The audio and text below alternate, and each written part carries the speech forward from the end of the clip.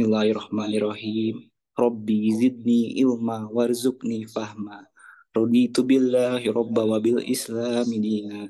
Wa bi Muhammadin nabiyya wa rasula. Amin, amin ya robbal alamin.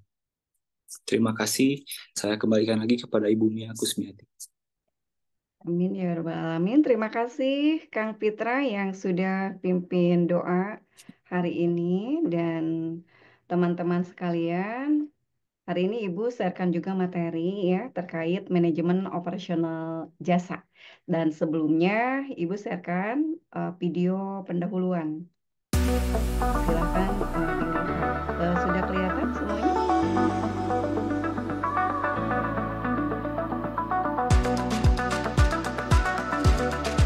Sudah, Ibu. Sudah.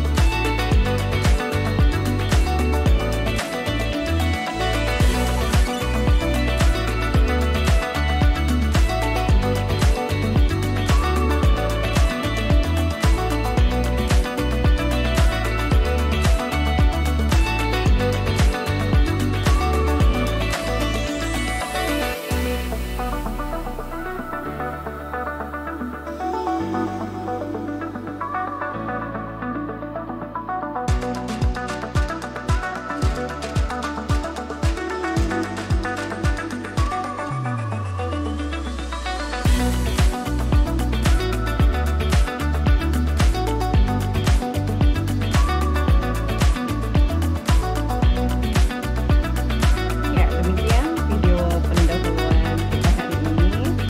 Ya, terima kasih buat Bimo yang sudah menonton.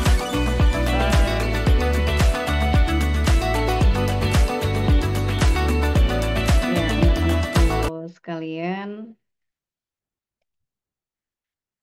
barusan yang Ibu sharekan ya, video yang Ibu sharekan merupakan salah satu video terkait layanan jasa, yaitu dari BCA untuk customer-nya ya, untuk memudahkan pembuatan rekening secara online. Nah, siapa yang pernah mencoba melakukan hal mendaftarkan rekening di BCA secara online? Ada di sini yang melakukan tahap yang barusan kita lihat bersama-sama? Siapa di sini yang sudah membuka rekening secara online? Siapa yang sudah? Saya dulu. Paling BRI, Bu. Oh, BRI. BRI juga sudah online sekarang. Sudah Atau ada. di sini ada yang belum punya rekening? Pada punya rekening kan, minimal mungkin BRI, apalagi BJB, atau yang punya Dana ya. Sekarang anak-anak muda kebanyakan pakai Dana ya. Bilkis pakai apa, Bilkis? Pakai BRI sama Dana. Sama Dana. Kalau Aspia pakai apa? Saila pakai apa, Saila banknya? Pakai BRI sama si Bank, Bu. Sama apa? IBank. Sama si Bank. Oh, IBank. Kalau Pitra pakai apa rekeningnya? Saya pakai BCA, Ibu. BCA, BCA aja. Ada yang Ya, lain? BCA Presi. aja. Kalau Terus Pada Sajira Jahra, pakai apa kalian bertiga? Pakai BCA sama Dana. Hah? Ya Bang apa? sama Bu, BCA sama Dana. Mandiri sama Dana. Padla juga. Padahal Mandiri sama sama Dana. Kalau Sela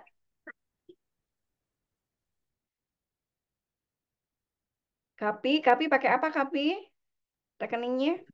Dana Bu. Dana. Pina pakai apa Pina? Kalau Pina, Tarisa pakai apa? Farunisa,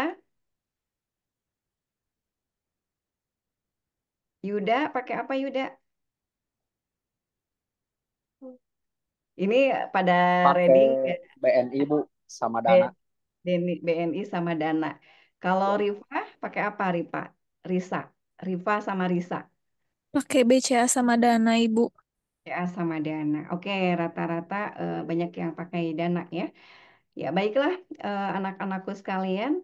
Semuanya sudah punya rekening dan merasakan bagaimana pembukaan rekening baru ya kan di bank masing-masing. Nah, itu adalah salah satu layanan dari jasa. Jadi bukan produk manufaktur ya, tapi produk jasa. Nah, dan tentu kemudahan pembukaan rekening tersebut menjadi unggulan daya tarik dari masing-masing tiap bank kan? Bagaimana kemudahan-kemudahan melalui aplikasi digital itu bisa memudahkan customernya, nasabahnya gitu ya, kliennya untuk mendapatkan produk jasa yang diharapkan. Oke, karena Ibu mau mulai, tolong semuanya apa sih namanya mute dulu ya. Tolong di-mute-kan dulu biar nggak ada yang suara masuk. Hanya Ibu aja. Nah, sekarang Ibu sharekan materi hari ini yang terkait dengan apa sih namanya jasa ya. Apalagi sih Bu, contoh jasa itu. Kelihatannya semuanya saya.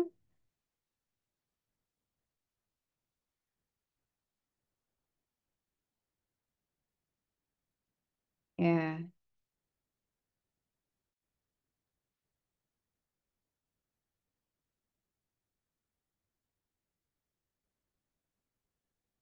Nah, ini adalah contoh-contoh untuk industri service. Ada konsultan keuangan, penerbitan buku, ya, cleaning service. Kalau ini apa? Ekspedisi, terus apa lagi? Dokter, ya, uh, wedding organizer, contohnya, terus salon, terus juga perbankan, pelatihan, education, ya, contohnya kayak perguruan tinggi juga sama kalian kuliah juga itu kan jasa. Nah, selanjutnya anak-anakku sekalian, apa sih karakteristik unik dari sektor jasa gitu ya?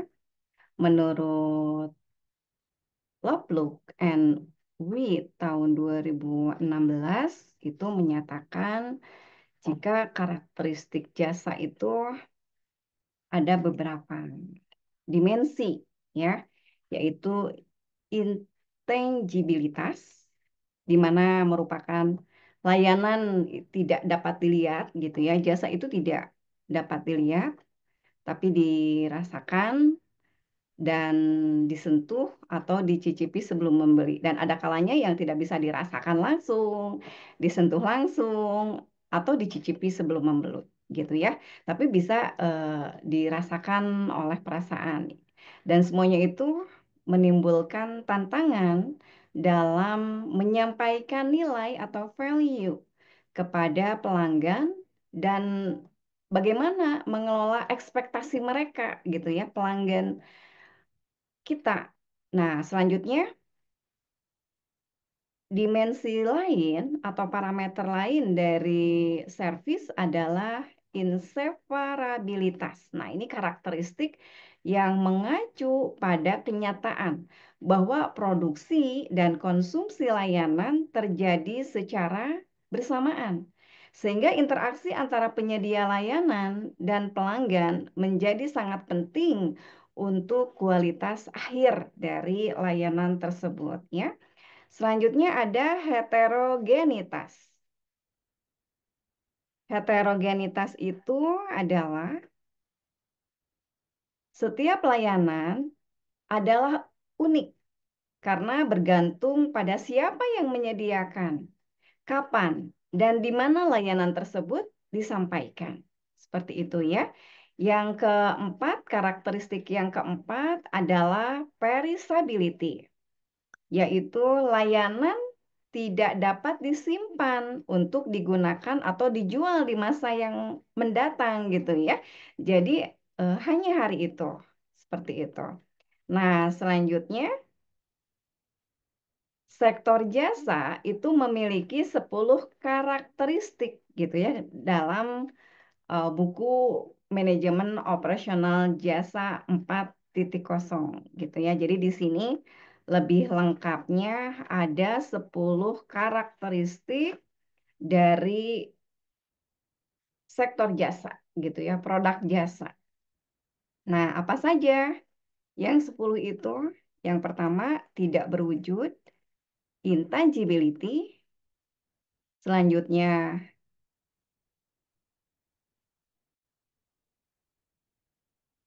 yang kedua adalah, maaf ya, ini kurang nyaman ya.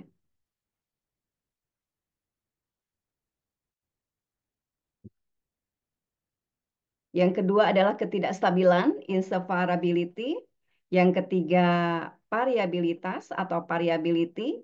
Yang keempat, tidak tahan lama, perishability. Yang kelima, keterlibatan pelanggan atau customer involvement. Yang keenam, keterkaitan dengan sumber daya manusia. Ketujuh, pengaruh lingkungan fisik atau service environment.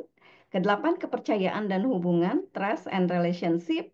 Dan kesembilan adalah penggunaan teknologi. Dan kesepuluh adalah kebutuhan untuk personalisasi. Nah, itu 10 karakteristik jasa dari buku manajemen operasional jasa 4.0.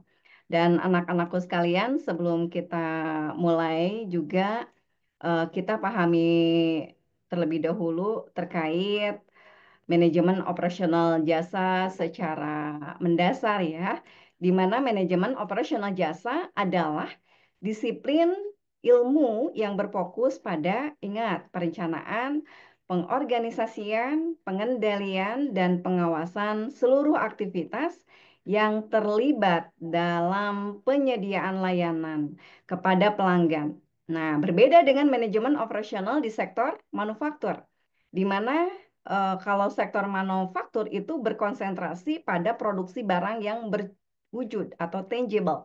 Manajemen operasional jasa berkaitan dengan pengelolaan aktivitas yang menghasilkan layanan tidak berwujud atau intangible. Nah, layanan ini bisa meliputi yang kita lihat ya, yaitu berbagai sektor seperti perbankan, kesehatan, pendidikan, pariwisata, dan teknologi informasi seperti itu. Nah, sekarang apa saja yang menjadi ruang lingkup manajemen operasional jasa? Yang pertama adalah desain layanan. Selanjutnya, perencanaan kapasitas. Yang ketiga adalah manajemen kualitas. Selanjutnya, pengelolaan sumber daya manusia. Dan selanjutnya yaitu pengendalian operasional, lalu teknologi dan inovasi. Selanjutnya, pengelolaan rantai pasok, pengelolaan pengalaman pelanggan.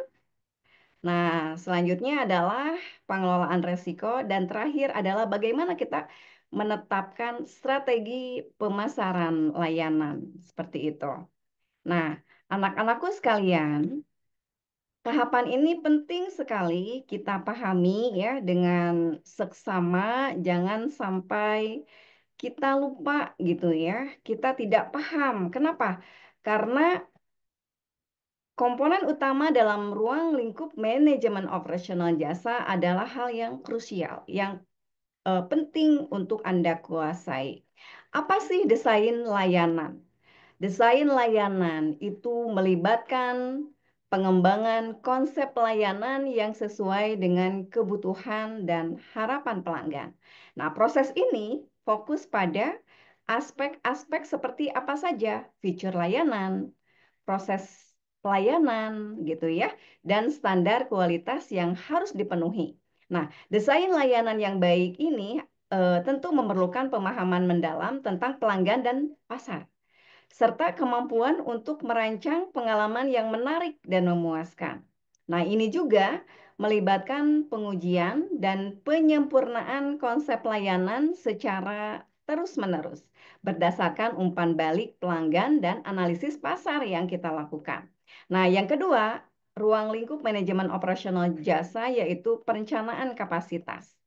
Di mana perencanaan kapasitas adalah proses menentukan jumlah sumber daya yang diperlukan untuk memenuhi permintaan layanan. Nah, ini meliputi apa saja? Yaitu meliputi perencanaan tenaga kerja, fasilitas, dan teknologi yang mendukung operasi layanan. Seperti itu ya.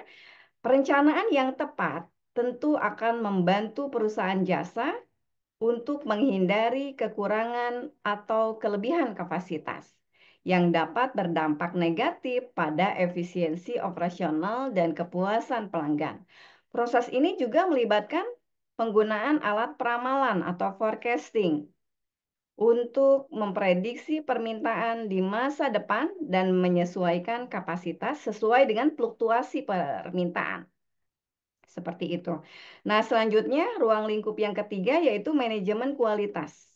Di mana manajemen kualitas bertujuan untuk menetapkan standar kualitas layanan dan memastikan bahwa layanan yang diberikan oleh organisasi sesuai dengan standar dari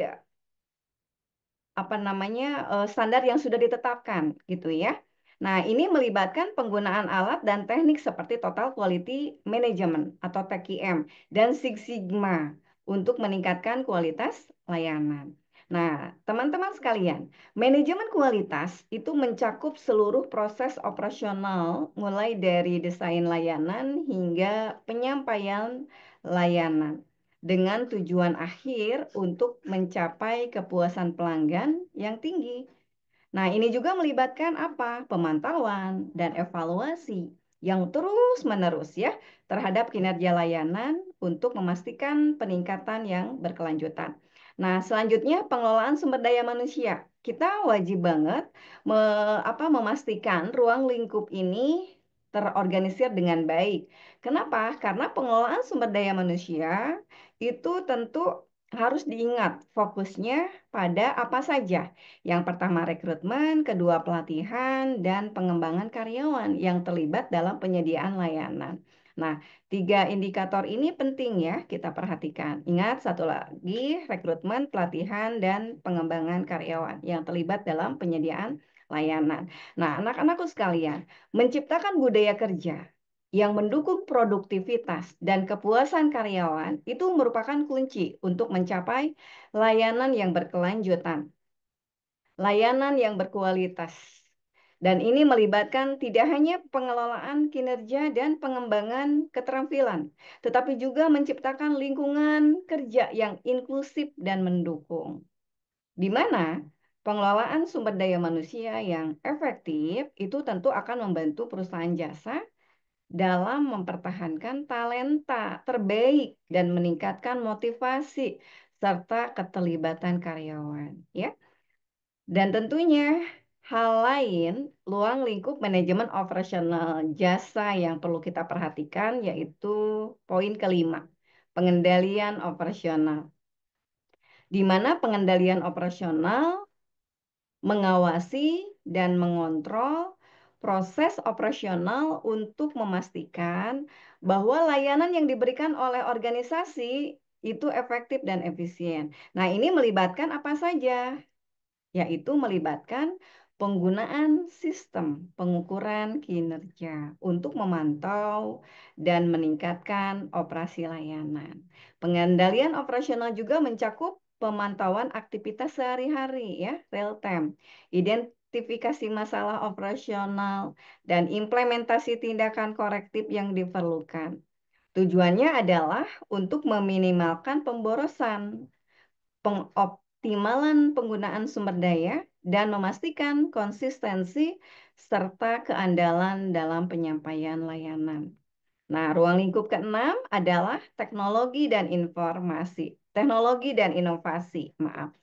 Mengintegrasikan teknologi dalam operasional jasa untuk meningkatkan efisiensi dan kualitas layanan adalah komponen penting dari manajemen operasional jasa yang penting Anda perhatikan sebagai calon manajer. Nah, ini melibatkan penggunaan teknologi canggih seperti IoT, AI, dan blockchain untuk mendukung berbagai aspek operasional. Teknologi dapat digunakan untuk mengotomatisasi proses, meningkatkan akurasi dan kecepatan layanan, serta menyediakan data yang diperlukan untuk pengambilan keputusan yang lebih baik. Selain itu, inovasi dalam proses dan produk layanan membantu perusahaan untuk tetap kompetitif dan memenuhi kebutuhan pelanggan yang terus berkembang, yang terus berubah ya. Terus selanjutnya, ruang lingkup yang ketujuh yaitu pengelolaan rantai pasok. Pengelolaan rantai pasok itu mengelola hubungan dengan pemasok dan mitra untuk memastikan ketersediaan dan kualitas bahan baku serta komponen yang diperlukan untuk layanan adalah menjadi aspek kunci dan pengelolaan rantai pasok, gitu ya. Dan hal ini melibatkan pemilihan pemasok yang tepat, negosiasi kontrak, dan pemantauan kinerja pemasok secara terus-menerus. Pengelolaan rantai pasok ini tentu harus efektif. Kenapa? Agar bisa membantu perusahaan jasa dalam mengurangi biaya, meningkatkan efisiensi operasional, dan memastikan kelangsungan pasokan yang seimbang. Nah, selanjutnya, ruang lingkup yang ke-8 adalah pengelolaan pengalaman pelanggan, di mana menciptakan dan mempertahankan pengalaman pelanggan yang positif di seluruh titik kontak dengan layanan adalah tujuan utama dari pengelolaan pengalaman pelanggan. Ini melibatkan pemahaman mendalam tentang kebutuhan dan harapan pelanggan, seperti apa gitu ya, serta menggunakan umpan balik pelanggan untuk perbaikan yang berkelanjutan.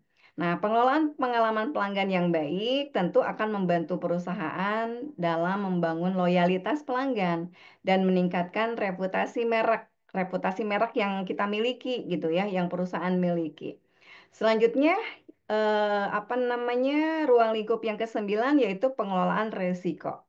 Pengelolaan risiko ini yaitu mengidentifikasi dan mengelola risiko yang terkait dengan operasional jasa. Dan ini merupakan aspek penting dari manajemen operasional, di mana melibatkan pengembangan strategi mitigasi untuk mengurangi dampak negatif dari risiko yang diidentifikasi oleh kita. Pengelolaan risiko yang efektif itu akan membantu perusahaan dalam mengantisipasi dan merespon ancaman dengan cepat, serta memastikan kelangsungan operasional dalam berbagai situasi. Nah, selanjutnya ruang lingkup manajemen jasa yang ke-10 adalah strategi pemasaran layanan. Ini bagaimana nih strategi pemasaran layanannya? Itu yang harus Anda manage, Anda perhatikan sebagai ruang lingkup manajemen operasional jasa yang krusial. Nah, mengembangkan strategi pemasaran yang efektif untuk menarik dan mempertahankan pelanggan adalah komponen penting dari manajemen operasional jasa. Hal itu perlu diingat ya. Ini melibatkan penggunaan alat dan teknik pemasaran digital untuk meningkatkan visibilitas dan keterlibatan pelanggan. Seperti contoh video tadi ya terkait layanan BCA untuk membuka rekening baru secara online menggunakan aplikasi gitu ya. Bagaimana BCA bisa memfasilitasi pelanggannya, nasabahnya untuk membuka rekening baru secara mudah ya. Sehingga BCA menyiapkan aplikasi khusus untuk pembukaan rekening baru. Nah, anak-anakku sekalian, strategi pemasaran yang baik gitu ya, itu tentu akan membantu perusahaan dalam mencapai pasar yang lebih luas, meningkatkan kesadaran merek dan mendorong pertumbuhan bisnis. Nah, BCA menggunakan promosi layanannya, saya punya aplikasi bagus nih, aplikasi yang memiliki apa namanya kehandalan yang baik. Nah, itu dilakukan melalui berbagai platform. Salah satunya YouTube gitu ya. Terus apa namanya menggunakan layanan media promosi lainnya gitu ya selain YouTube. Mungkin saja di Twitter, di media sosial, di Instagram gitu ya, di Facebooknya atau di website BCA itu sendiri. Nah, anak-anakku sekalian, tadi kita sudah menyinggung dari karakteristik jasa ya. Nah, karakteristik unik sektor jasa itu yang menurut ahli dan tentunya ini wajib dihafalkan oleh teman-teman sekalian ya. Dan Ibu akan membahas sektor jasa 10 karakteristik sektor jasa dari buku ya yang sudah di-sharekan. Di mana 10 karakteristik unik sektor jasa yaitu ada tidak berwujud atau intangibility. Layanan dalam sektor jasa tidak berwujud dan tidak dapat dilihat, diraba, atau disimpan sebelum dikonsumsi. Contoh layanannya termasuk konsultasi pendidikan dan perawatan kesehatan gitu ya. Karena sifatnya yang tidak berwujud, maka pelanggan seringkali sulit untuk menilai kualitas layanan sebelum mengalaminya. Jadi harus pergi ke salon dulu, harus merasakan bagaimana konsultasi dengan consulting ini gitu ya, dengan konselor ini gitu. Baru setelah dirasakan bisa menilai gitu value-nya seperti apa. Sama seperti kalian pembelajaran hari ini gitu ya secara daring. Kalau ini kan bagian dari layanan, kalian baru bisa merasakan, oh pembelajaran daring hari ini seperti apa, nyaman atau tidak, lancar atau tidak gitu ya, recommended atau tidak nanti ke depan seperti itu teman-teman sekalian. Nah, teman-teman sekalian, karena pelanggan tidak dapat melihat atau merasakan layanan ya sebelum mereka membelinya, maka reputasi perusahaan dan ulasan pelanggan sebelumnya seperti testimoni itu menjadi sangat penting. Menurut Jethelm, Bittner, dan Grimler tahun 2017 menyatakan bahwa pelanggan seringkali bergantung pada rekomendasi dari teman, keluarga, atau ulasan online ketika membuat keputusan pembelian layanan, termasuk word of mouth gitu ya, dari teman, dari rekan, keluarga, seperti itu. Reputasi yang baik maka dapat dibangun melalui konsistensi dalam memberikan layanan berkualitas tinggi dan melalui strategi komunikasi yang efektif. Nah, itu tolong diingat.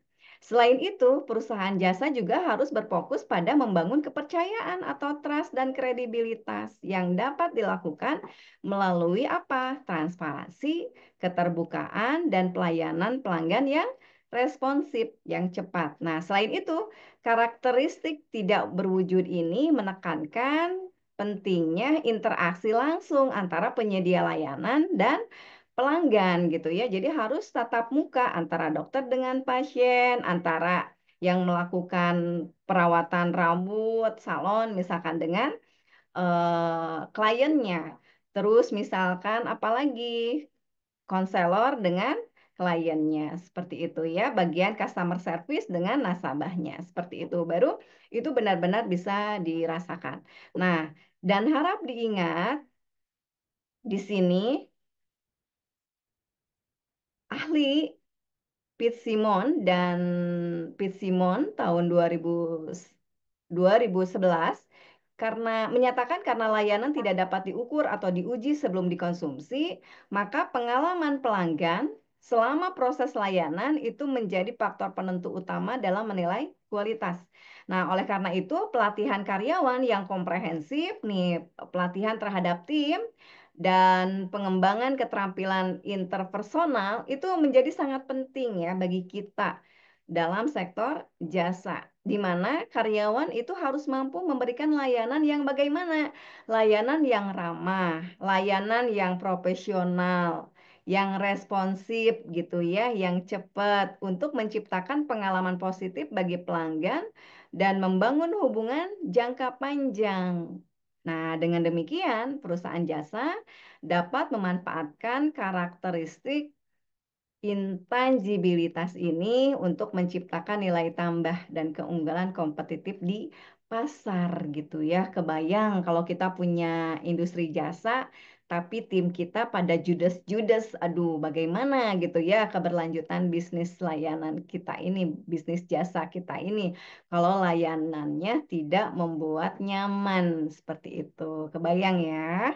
Nah, selanjutnya ketidakstabilan. Nah, ini karakteristik jasa yang ketidakstabilan itu seperti apa saja gitu ya gambarannya. Ketidakstabilan ini istilah lainnya yaitu inseparability, di mana produksi dan konsumsi layanan seringkali terjadi secara bersamaan, secara simultan gitu ya dalam sektor jasa. Artinya, layanan tidak dapat diproduksi terlebih dahulu dan disimpan. Jadi apa satu-satu gitu ya diberikannya tidak bisa. Jadi harus simultan. Nah, selanjutnya arti dari hal ini seperti halnya produk manufaktur itu yang harus dilakukan secara simultan. Sebagai contoh seperti apa? Dalam layanan restoran, makanan disiapkan dan disajikan langsung kepada pelanggan di tempat gitu ya, langsung disimpan semuanya.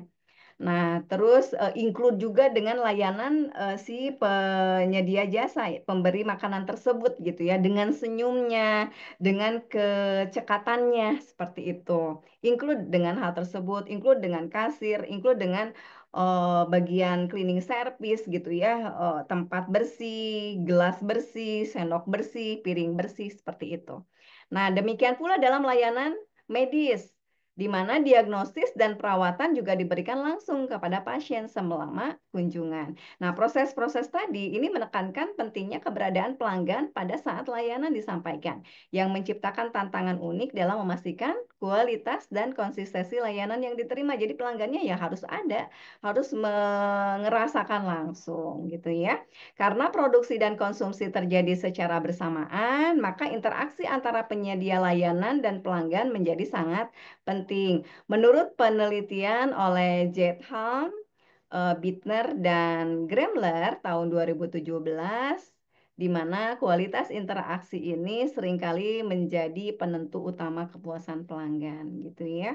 Keterampilan interpersonal, profesionalisme, dan responsivitas karyawan dalam menangani pelanggan itu dapat secara signifikan mempengaruhi persepsi pelanggan terhadap layanan yang diberikan seperti itu. Oleh karena itu, pelatihan karyawan yang intensif dan berkelanjutan menjadi krusial untuk memastikan bahwa setiap interaksi dengan pelanggan yang berlangsung dengan baik dan memenuhi harapan mereka. Seperti itu ya, anak-anakku sekalian. Nah, sekarang bagaimana nih dengan karakteristik variabilitas atau variability? Di mana karakteristik ini gitu ya bisa digambarkan seperti ini. Kualitas layanan dalam sektor jasa memiliki kecenderungan yang bervariasi secara signifikan dari satu penyedia layanan ke penyedia layanan lainnya, dan bahkan dari satu kesempatan ke kesempatan lainnya gitu ya. Nah, variabilitas ini disebabkan oleh berbagai faktor, termasuk kinerja individu karyawan, kondisi lingkungan organisasi, kondisi lingkungan kantor, dan waktu pelayanan. Nah, misalnya seorang barista yang sama di kafe yang sama mungkin menyajikan kopi dengan rasa dan kualitas yang berbeda pada hari yang berbeda gitu. Tergantung pada tingkat kelelahan, beban kerja, atau bahkan suasana hati mereka. Di saat kalian juga punya apa namanya tugas nih dari dosen. Kadang tugas yang hari ini itu sangat perfect. Tapi di hari lain kalian bikin tugas asal-asalan gitu ya, bikin tugasnya nggak perfect karena tadi kondisi psikologis gitu ya, kondisi lingkungan internal gitu ya, atau kondisi eksternal seperti itu. Nah, untuk mengatasi variabilitas dalam layanan, maka perusahaan perlu mengadopsi sistem manajemen kualitas yang efektif. Nah, menurut Jetham dan kawan-kawan, menyatakan bahwa penerapan metode seperti Total Quality Management atau TQM dan Six Sigma gitu ya, itu dapat membantu mengurangi variabilitas dengan menetapkan standar operasional yang jelas dan melakukan pemantauan kualitas secara terus-menerus, secara real time tentu ya. Nah, selanjutnya pelatihan karyawan juga tentu ini harus secara komprehensif diberikan, secara berkelanjutan gitu ya. Karena dalam jasa, sumber daya manusia itu menjadi ratio terbesar yang perlu menjadi fokus perhatian kita. Seperti itu, makanya pelatihan, SOP, TQM, untuk khusus SDM itu menjadi prioritas. Makanya sampai ada ISO untuk khusus di bagian kinerja karyawannya. Seperti itu ya, makanya sertifikasi menjadi penting, baik sertifikasi nasional, sertifikasi internasional. Untuk apa? Untuk menjaga karakteristik jasa ini yang 10 ini gitu tetap stabil, tetap seimbang. Nah, anak-anakku sekalian, selain pengelolaan internal gitu ya dari dalam perusahaan maupun dari diri SDM, umpan balik pelanggan juga dari customer itu menjadi peran penting ya, menjadi bagian penting dalam mengurangi variabilitas layanan. Seperti ahli yang menyatakan, Pisimon dan Pisimon yang menyatakan bahwa menekankan pentingnya sistem umpan balik pelanggan yang efektif untuk mengidentifikasi area yang memerlukan perbaikan dan untuk memantau konsistensi kualitas layanan dengan mengumpulkan dan menganalisis umpan balik secara berkala. Perusahaan dapat mengambil tindakan yang proaktif untuk mengatasi masalah yang mungkin saja timbul untuk menyesuaikan layanan sesuai dengan harapan pelanggan itu sendiri. Nah, selain itu, menurut Pisimon, teknologi dapat digunakan untuk meminimalkan variabilitas, seperti dengan menerapkan otomatisasi dalam proses tertentu atau menggunakan sistem manajemen kinerja untuk melacak dan meningkatkan kinerja karyawan secara real time. Termasuk seperti tadi aplikasi pembukaan rekening agar seimbang gitu ya, konsisten terus-menerus. Kalau buka rekening udah online aja dengan aplikasi tersebut gitu. Jadi tidak ada variabilitas gitu ya yang dirasakan oleh pelanggan saat membuka rekening seperti itu. Karena kalau tanpa aplikasi harus secara langsung dilayani oleh customer apa namanya CS customer service, variabilitas itu akan terjadi seperti itu ya dengan tingkat persentase yang tinggi perbedaannya. Nah, anak-anakku sekalian, dengan demikian mengelola variabilitas layanan tentu memerlukan pendekatan yang komprehensif dan berkelanjutan yang mencakup manajemen kualitas, pelatihan karyawan, dan penggunaan teknologi modern. Gitu ya, saat ini teknologi memainkan peran penting dalam industri servis atau jasa. Karakteristik yang keempat, jasa itu tidak tahan lama loh atau perishability.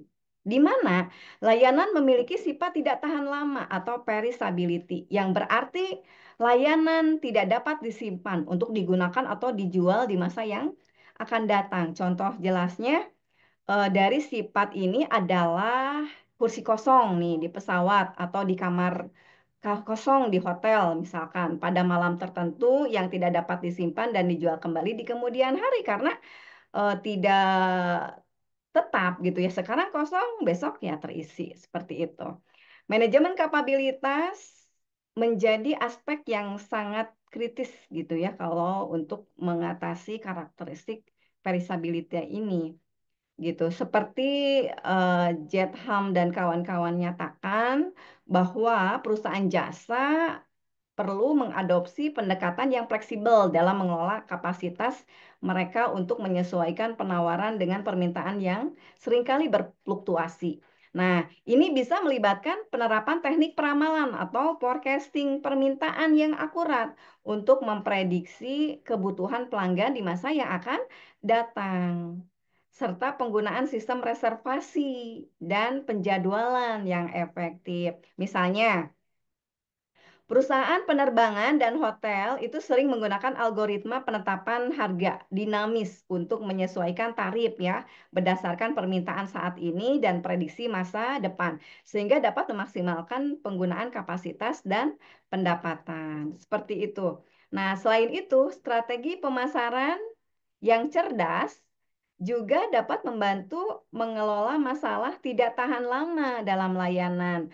Menurut P. Simon, menekankan pentingnya promosi dan penawaran khusus untuk menarik pelanggan selama periode permintaan rendah.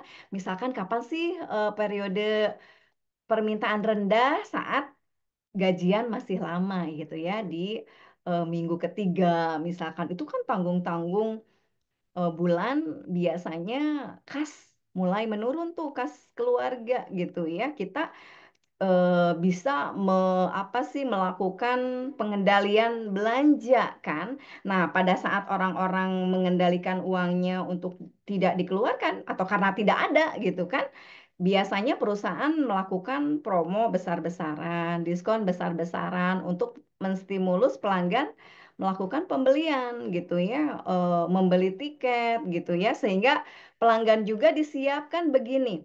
Karena minggu ketiga biasanya suka ada promo, suka ada diskon, maka pelanggan juga diharapkan untuk menyisihkan uangnya untuk berbelanja di minggu ketiga tersebut. Karena pada saat itu titik terendah penjualan. Seperti itu ya strategi yang dilakukan oleh perusahaan. Atau misalkan melakukan diskon, melakukan penawaran di akhir bulan dan awal bulan. Karena saat itu lagi banyak-banyaknya uang di pelanggan, di customer seperti itu. Jadi bagaimana perusahaan untuk menstimulus pelanggannya untuk berbelanja di saat uang itu ada, di saat uang itu sedang banyak-banyaknya gitu ya, agar masuk ke perusahaan. Seperti itu ya anak-anakku.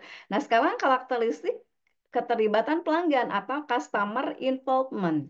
Nah, ini karakteristik kelima ini merupakan keterlibatan pelanggan sebagai aspek kritis dalam manajemen operasional jasa, di mana pelanggan sering berperan aktif dalam proses produksi dan penyampaian layanan. Misalnya dalam layanan kesehatan, pasien tidak hanya menerima perawatan, tetapi juga memberikan informasi yang diperlukan untuk didiagnosis dan perawatan yang tepat. Aduh dok, saya kalau alergi misalnya ya, kalian alergi kulit, itu sering terjadi di saat kapan? Oh saya tuh dok, kalau musim dingin nih pasti alergi itu muncul. Kalau saya makan telur nih dok, saya langsung gatal kulitnya.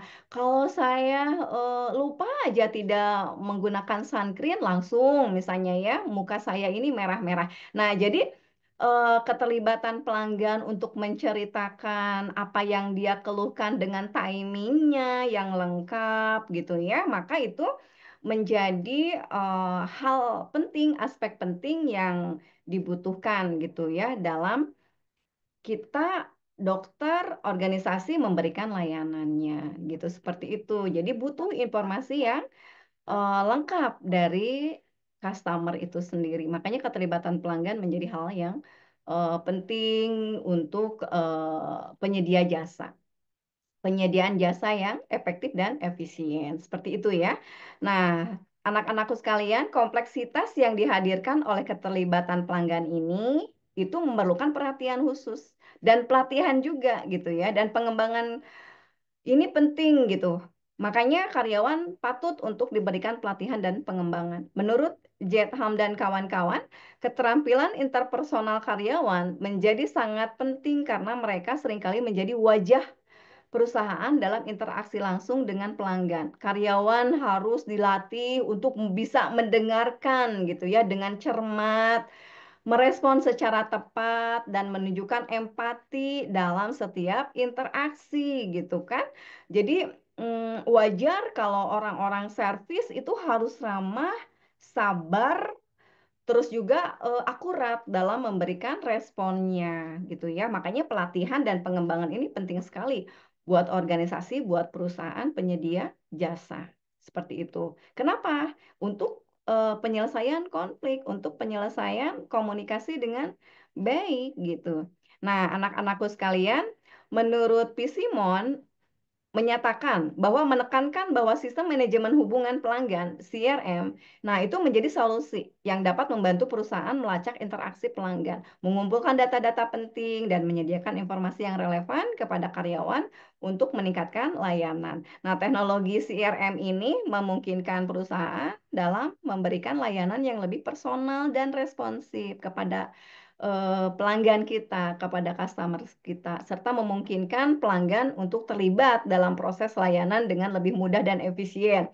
Karena ada kalanya nih, misalnya seorang pasien datang ke rumah sakit ketemu dokter, tapi dia tidak jujur gitu, tidak jujur semua dalam memberikan informasi. Karena apa? Mungkin karena malu, karena tertekan gitu ya, karena khawatir, was-was, sehingga tidak semua informasi diberikan kepada dokternya yang memeriksa. Nah, hal itu kan bisa menimbulkan diagnosis yang kurang tepat sehingga di saat memberikan obat si penyakitnya tidak sembuh total. Kenapa? Karena pasiennya tidak memberikan informasi yang jelas karena dia tidak merasa yakin untuk meluapkan seluruh informasi diberikan kepada dokter tersebut. Mungkin saja pasien itu merasa dokter ini tidak bisa memberikan keamanan privasi dari informasi yang diberikannya. Seperti itu ya. Makanya pelatihan yang mumpuni itu agar bisa memberikan kesan bahwa si dokter penyedia layanan gitu ya, customer service segala macam itu bisa dipercaya gitu. Si pelanggan itu merasa yakin saya itu akan aman, akan nyaman jika memberikan informasi secara keseluruhan. Seperti itu ya. Nah, teman-teman sekalian, sekarang karakteristik yang keenam yaitu keterkaitan dengan sumber daya manusia, di mana kualitas layanan dalam sektor jasa sangat dipengaruhi oleh kinerja dan keterampilan sumber daya manusia yang terlibat dalam penyampaian layanan tersebut. Tidak seperti sektor manufaktur, di mana mesin dan proses otomatisasi memainkan peran utamanya. Sektor jasa sangat bergantung pada karyawan untuk memberikan pengalaman pelanggan yang memuaskan, gitu ya. Seperti itu. Yang ketujuh, bagaimana nih karakteristik pengaruh lingkungan fisik atau service environment-nya. Lingkungan fisik tempat layanan disampaikan memainkan peran penting dalam membentuk persepsi di benak pelanggan. Dan dia bagaimana membangun pengalaman pelanggan. Menurut Bittner, konsep servicescape, nah ini menggambarkan bagaimana elemen-elemen fisik dalam lingkungan layanan seperti tata letak atau layout, desain interior, pencahayaan, dan kebersihan itu dapat mempengaruhi perilaku dan kepuasan pelanggan. Jadi indikator-indikator ini harus diperhatikan. Misalnya dalam industri perhotelan, desain lobi yang menarik, kebersihan kamar, dan kenyamanan fasilitas umum dapat membuat tamu merasa lebih dihargai dan nyaman, yang pada akhirnya meningkatkan kepuasan mereka terhadap layanan yang diberikan. Hotel itu menyediakan misalnya ATM, menyediakan apa namanya, tempat parkir yang luas, yang nyaman, terus menyediakan kunci apa yang aman gitu ya untuk saat parkir, itu ada kunci khusus, misalkan itu kan menjadi lebih baik. Seperti itu. Nah, selanjutnya kepercayaan dan hubungan atau trust and relationship. Dalam sektor jasa, kepercayaan dan hubungan jangka panjang antara penyedia layanan dan pelanggan merupakan aspek yang sangat penting. Kepercayaan adalah pondasi utama yang menentukan seberapa nyaman pelanggan merasa dalam berinteraksi dengan perusahaan jasa. Jadi seberapa nyaman sih pelanggan itu, nah itu menjadi parameter dari kualitas layanan. Nah sekarang karakteristik lagi itu penggunaan teknologi. Penggunaan teknologi di sini memainkan peran penting dalam sektor jasa, baik dalam meningkatkan efisiensi operasional maupun dalam menyampaikan layanan. Dengan kemajuan teknologi informasi, perusahaan jasa dapat mengotomatisasi banyak proses yang sebelumnya dilakukan secara manual gitu ya, sehingga mengurangi kesalahan manusia dan menciptakan produktivitas. Misalnya sistem manajemen pelanggan CRM yang memungkinkan perusahaan untuk melacak interaksi pelanggan, mengelola data pelanggan dengan lebih efisien, dan menyediakan layanan yang lebih personal dan responsif. Nah, anak-anakku sekalian, teknologi juga memungkinkan perusahaan untuk mengelola inventaris, jadwal, dan sumber daya secara real time yang membantu dalam mengoptimalkan operasi dan mengurangi biaya. Nah, selanjutnya karakteristik ke-10, kebutuhan untuk personalisasi. Pelanggan saat ini semakin mengharapkan layanan itu sesuai dengan kebutuhan dan preferensinya. Dan personalisasi telah menjadi kunci dalam mencapai kepuasan dan loyalitas pelanggan. Personalisasi layanan mencakup penawaran produk yang disesuaikan berdasarkan riwayat pembelian dan preferensi pelanggan, hingga layanan pelanggan yang proaktif dan responsif. Misalnya nih, perusahaan e-commerce dapat menggunakan data pelanggan untuk merekomendasikan produk yang relevan, sementara hotel dapat menyediakan fasilitas khusus berdasarkan preferensi tamu yang tercatat. Dulu kita sempat beli nih, misalnya di Tokopedia, beli skincare tertentu. Biasanya kan mereka akan memberikan notifikasi yang ada korelasinya dengan produk yang pernah kita beli. Teman-teman mungkin pernah merasakan, atau di TikTok Shop nih, pernah beli makanan misalkan, pernah beli baju, dan biasanya TikTok akan memberikan informasi notifikasi yang sesuai kan dengan pengalaman kita berbelanja. Seperti itu ya sayang. Nah selanjutnya siklus operasional jasa. Nah mari kita perhatikan ke sini. Jasa itu akhirnya penting sekali ya dalam memperhatikan 10 karakteristik tersebut, karena ada kaitannya dengan produk branding, komersial video, dan fashion fotografi. Seperti ini tadi 10 karakteristik jasa itu akan diterapkan. Nah, sekarang tahapan siklus operasional jasa. Tahapan siklus operasional jasa itu ada perencanaan layanan, desain layanan, pengadaan dan penyediaan sumber daya, pelaksanaan layanan, evaluasi dan umpan balik, serta peningkatan layanan. Dan terakhir, penilaian ulang dan pengembangan strategi. Mari kita jelaskan semuanya. Perencanaan layanan. Nih, dalam perencanaan layanan, apa saja yang harus kita perhatikan? Pertama, identifikasi kebutuhan pelanggan. Kedua, pengembangan konsep layanan. Ketiga, perencanaan sumber daya. Nah, seperti itu. Nah, sekarang desain layanan. Di tahap desainan layanan, apa saja yang harus kita perhatikan? Satu, proses desain. Kedua, pengembangan standar kualitas. Dan ketiga, uji coba layanan gitu ya. Jadi harus ada survei, harus ada riset terlebih dahulu gitu ya. Selanjutnya atau simulasi awal seperti itu ya, diuji cobakan dulu nih layanan itu dan rasanya seperti apa. Nah, selanjutnya tahap ketiga yaitu pengadaan dan penyediaan sumber daya. Untuk tahapan ini yang perlu kita lakukan, satu, rekrutmen pelatihan, kedua, pengadaan teknologi dan fasilitas, dan ketiga adalah manajemen rantai pasok yang harus kita perhatikan itu ya. Selanjutnya kita masuk ke tahap 4, yaitu pelaksanaan layanannya. Nah, dalam pelaksanaan layanan, hal-hal yang perlu kita perhatikan, indikatornya ada 3. Satu, penyampaian layanannya bagaimana. Apakah kita perlu menggunakan omnichannel marketing atau hanya di e-commerce saja, apakah hanya di website kita saja gitu ya, atau menggunakan promosi marketing lainnya, seperti itu. Nah, atau harus langsung melalui WhatsApp misalnya ya, atau langsung melalui telepon, atau langsung melalui email. Nah, itu tergantung. Oh, kita langsung saja deh menggunakan omnichannel marketing gitu ya, karena budget yang mumpuni ya silahkan. Nah, itu penyampaian layanannya. Kedua, manajemen interaksi pelanggan. Manajemen interaksi pelanggan menggunakan teknologi seperti apa gitu ya, menggunakan pendekatan seperti apa.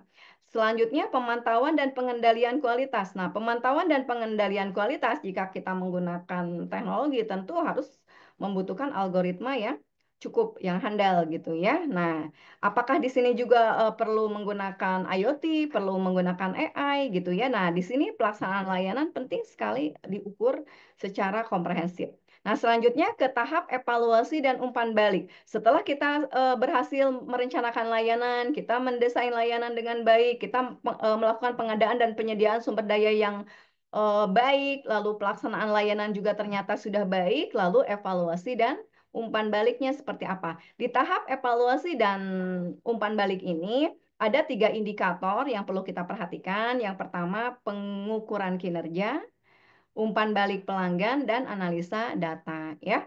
Selanjutnya ke tahap peningkatan layanan. Nih, setelah dievaluasi dan ada umpan balik, bagaimana caranya peningkatan layanan? Di tahap ini, indikator yang harus kita perhatikan yaitu di implementasi perbaikan, inovasi layanan, dan pelatihan yang berkelanjutan, pelatihan SDM.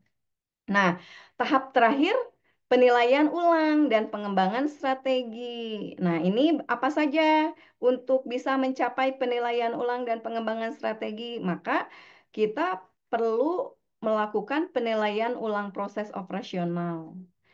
Lalu kita juga penting melakukan pengembangan strategi baru dan melakukan perencanaan untuk siklus berikutnya. Itulah anak-anakku untuk tahapan dalam siklus operasional jasa.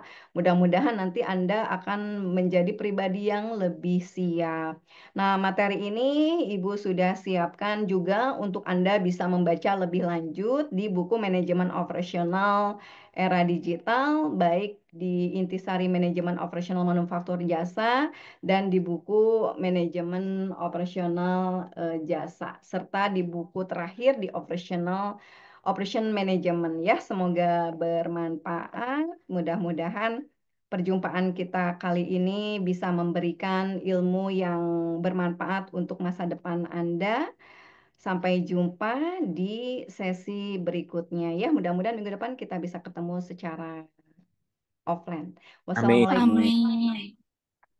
Silakan dilanjutkan dengan sesi